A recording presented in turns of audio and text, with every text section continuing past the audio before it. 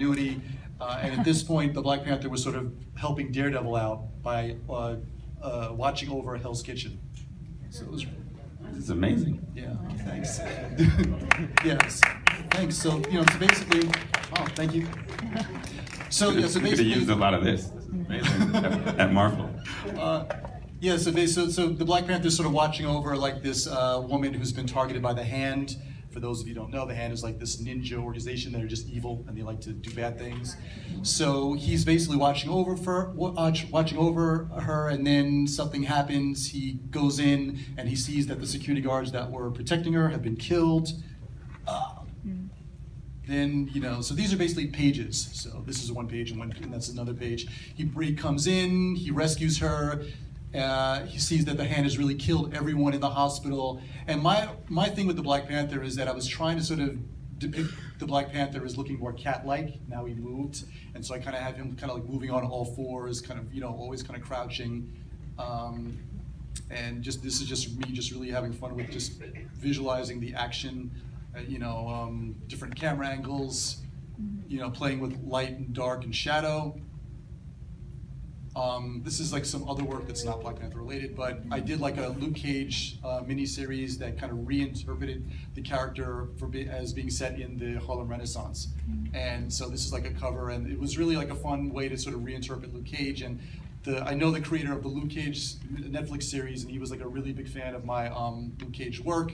And I told him, hey, listen, man, when you do the series, just find a way to put him in a suit, because that was sort of like my little thing for Luke Cage. So this is just a really good example of how art inspires art.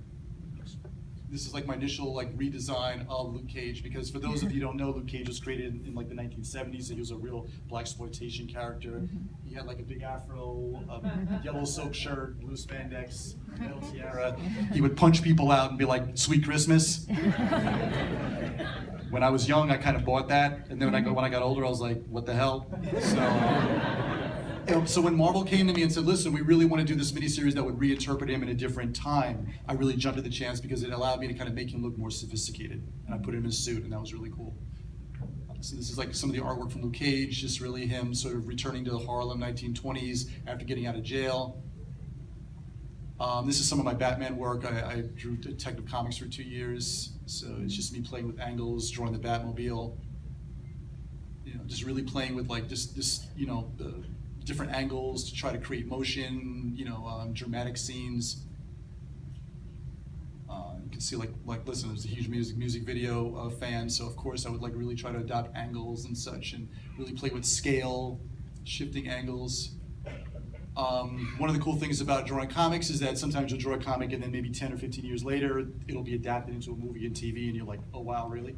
So I created this character named Angel Dust way back in like a Morlocks comic book back in 2001 with a little known writer named Jeff Johns.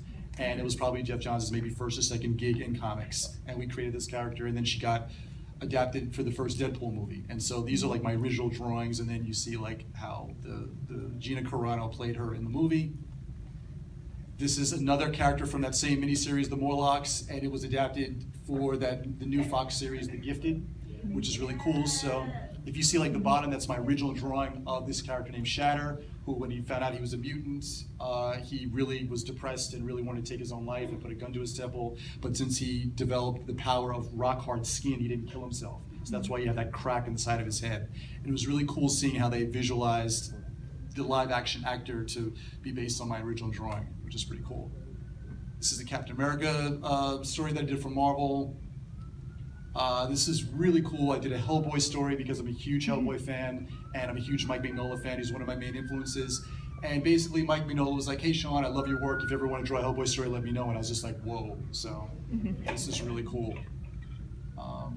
The one on the left is a drawing basically for a friend of mine. He created this character called La Boricua. She's a Puerto Rican superhero, and he did a benefit to help out the victims of the hurricane in Puerto Rico. And so I did a piece on the left for him.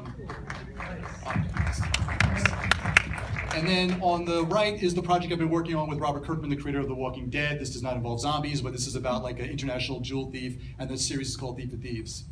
And so this is just work from Thief of Thieves, and you can just see like our main characters, like this jewel thief. He always runs afoul of maybe criminals, gangsters, and it's just really just a really dramatic